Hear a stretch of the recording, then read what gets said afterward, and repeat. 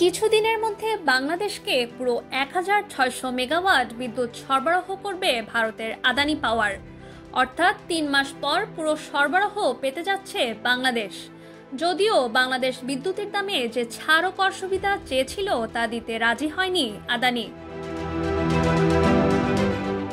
বিদ্যুতের মূল্য পরিশোধে বিলম্বের কারণে গত বছরের ৩১ আগস্ট গৌতম আদানির কোম্পানি বাংলাদেশে বিদ্যুৎ সরবরাহ কমিয়ে অর্ধেক করে দেয়।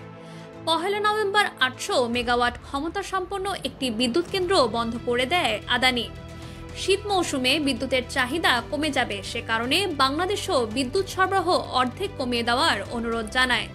এর পরিপ্রেক্ষিতে আদানি পাওয়ার বিদ্যুৎ সরবরাহ অর্ধেক কমিয়ে দেয়, সে সঙ্গে মূল্য পরিশোধের বিষয়টি তো ছিলই। বার্তা সংস্থা নাম প্রকাশে অনিচ্ছুক দুটি সূত্রের উদ্ধৃতি দিয়ে বলেছে, গ্রীষ্ম মৌসুমের আগে বাংলাদেশ পাওয়ার ডেভেলপমেন্ট বোর্ডের বিপিটিবি অনুরোধে আগামী সপ্তাহ থেকে পুরো বিদ্যুৎ সরবরাহে রাজি হয়েছে আদানি পাওয়ার। ঝাড়খণ্ডে অবস্থিত আদানি পাওয়ারের এই কেন্দ্র থেকে কেবল বাংলাদেশেই বিদ্যুৎ সরবরাহ করা হয়। সূত্র দুটি আরও বলেছে, বিদ্যুৎ সরবরাহের বিষয়ে রাজি হলেও আদানি পাওয়ার বাংলাদেশের অন্যান্য অনুরোধ মানতে রাজি হয়নি, অর্থাৎ মূল্য ও কর ছাড় দিতে রাজি হয়নি। গত মঙ্গলবার আদানি পাওয়ারের সঙ্গে ভার্চুয়াল বৈঠক করে বিপিটিবি। আদানি পাওয়ার সম্পর্কে একটি সূত্র রয়টার্সকে বলেছে, আদানি পাওয়ার ছাড় দিতে রাজি নয়, এমনকি $10 লাখ নয়। বাংলাদেশ কোনো ছাড় পায়নি, আমরা পারস্পরিক বোঝাপড়া চাই। এ বিষয়ে মন্তব্য চাইলেও বিপিটিবির চেয়ারপারসন মোহাম্মদ রেজাউল করিম রয়টার্সের আহ্বানে সাড়া দেননি।